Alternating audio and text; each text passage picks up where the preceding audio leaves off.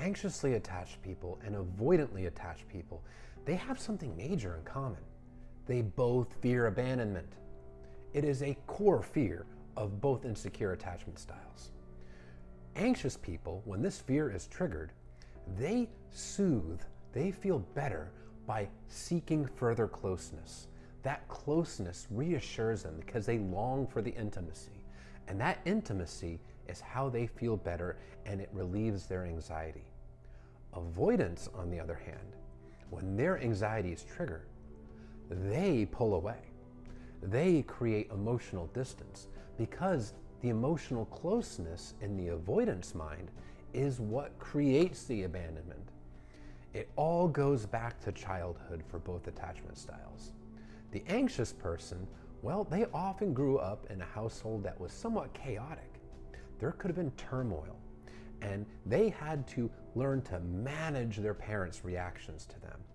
Also, trying to earn that love, viewing that if they can smooth things over and be good enough, that their parents will love them, and that will save them from abandonment. That's why anxiously attached people will often try to earn the love of somebody who's emotionally unavailable, such as an avoidant or even a narcissist.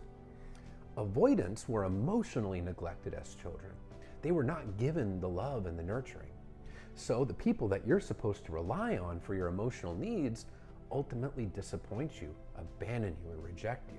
So the avoidant learns to associate emotional closeness, emotional intimacy with abandonment, because they fear that if they let someone in behind that castle wall that they built around their heart, this person's going to figure out that the avoidant is in fact unlovable, and they're going to reject and abandon them.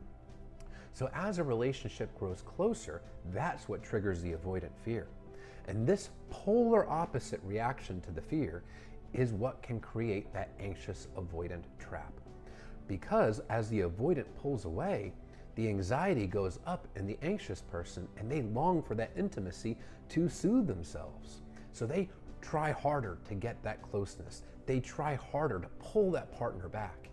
And as the anxious person longs for that closeness and really tries to pull the avoidant back in to regain that intimacy, that triggers the avoidance fears even further, and the avoidant pulls away further, because they both fear abandonment, but they go about it in the complete opposite way. And those fears, that anxiety, feeds off of each other. What one wants, the other one doesn't want. And it becomes this chase where the avoidant is pulling away and the anxious person is constantly chasing. That's why when the anxious person takes a step back and stops pursuing, stops chasing, that the avoidant generally stops running and then will start to come back towards the anxious person. But once emotional intimacy is resumed or starts to build again, the avoidant will start to run again. Avoidants will always run from intimacy until they have healed their attachment wounds and until they have actually done the work to become secure themselves. Anxious people will continue to chase the emotionally unavailable partner, trying to earn that love until they heal their core attachment wounds. Both anxious and avoidant partners share another thing in common: low self-esteem, a lack of self-worth. One feels like they have to earn the love from the other person. The other person feels like they just don't deserve the love from the other person. And it all comes down to not knowing your worth, feeling like you're an unlovable person due to unhealed attachment wounds from childhood. So understand, insecure attachment behavior is driven by fear.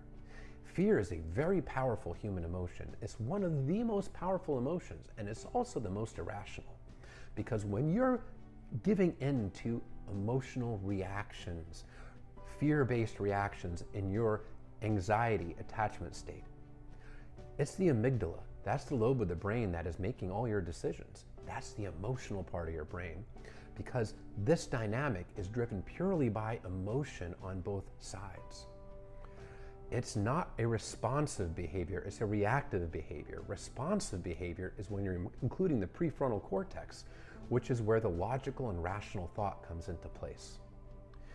Logical behavior does not chase somebody who's emotionally unavailable. Logical behavior does not run from somebody who is emotionally available and trying to show you love. Both are very insecure behaviors that indicate that this person has a lack of self-worth and unhealed attachment wounds. So what one person longs for, the other person fears. But ultimately, it all comes down to that fear of abandonment.